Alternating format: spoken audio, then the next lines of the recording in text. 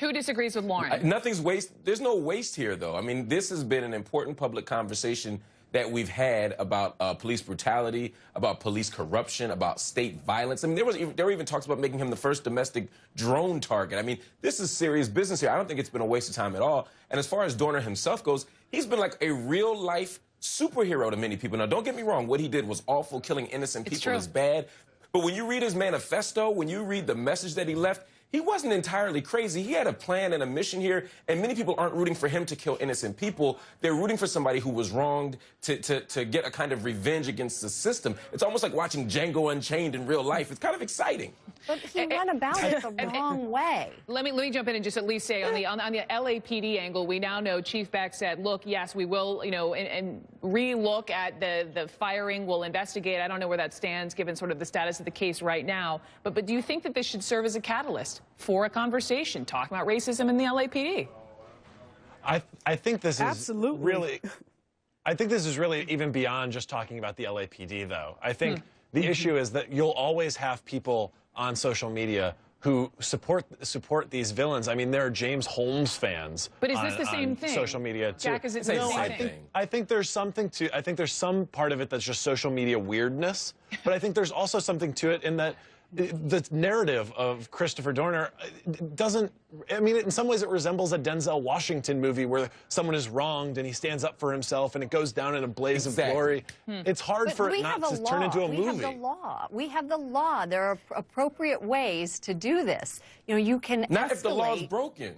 Well, I'm not saying that. I'm not saying that what. What if we even say, like, previous to, take the murderous rampage out of it? Would he have had a point? Would he have had a point to? Yes. That he could have gone through the proper channels, of course. I mean, I think that this kind of thing happens a lot, but you don't go out and kill people. The game totally changed. The game totally changed. The proper channels don't work. If I say that the LAPD, if I say the LAPD is corrupt, if I say the LAPD is corrupt, and you say, well, go through the proper channels. Well, the proper channels is to call the LAPD. I'll give you a perfect example. There are hundreds, literally thousands of cases of police brutality reported about the LAPD every year. 99% of them are dismissed. Guess who does the investigation? The LAPD. That's the problem. So you can't go to bed. Right. MC Light, I want to hear from you. Absolutely. MC Light, you're listening to all these voices. What do you think? Absolutely. Everyone's making a point that needs to be heard, I'm sure.